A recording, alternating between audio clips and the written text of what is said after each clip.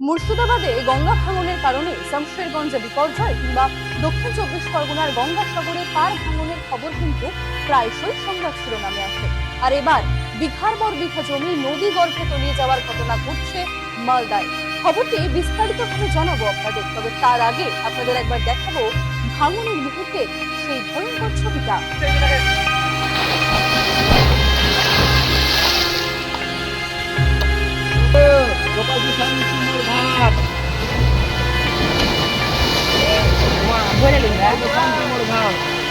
মালদার মানিকচকের গোপালপুরে গঙ্গা তীরবর্তী শান্তিমোড় ঘাটের এই ভয়াবহ পরিস্থিতিতে ঘুম উড়েছে স্থানীয়দের।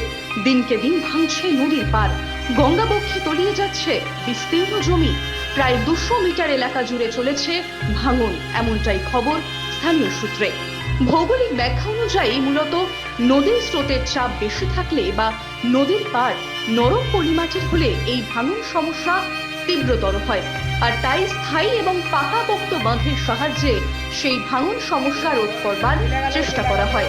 তবে শান্তিমোড় ঘাটে ভাঙন সমস্যা প্রতিরোধে স্থানীয় প্রশাসনের তরফে কোনো সদর্থক পদক্ষেপ নেওয়া হয়নি, এমনটাই অভিযোগ স্থানীয়দের। গতকাল বিকেলে, তার আগেও ভেঙেছে।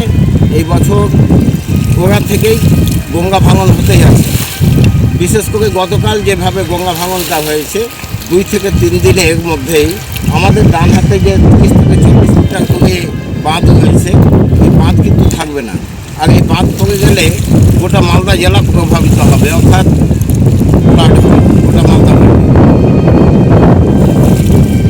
আমার বক্তব্য হল, আমাদের মানিকচক থানার এখানকার এমএলএ মাননীয় গৌরচন্দ্র মণ্ডল সাহেব, শুনেছি উনি কাজের লোক,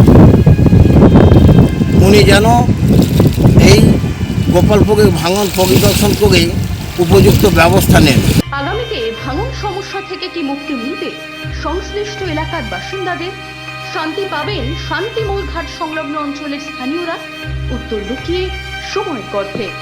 যুব শক্তি বাংলা, নির্ভীক, নির্ণায়ক। আর দেখছে ওখানে পড়বে ভাইটা আলোবে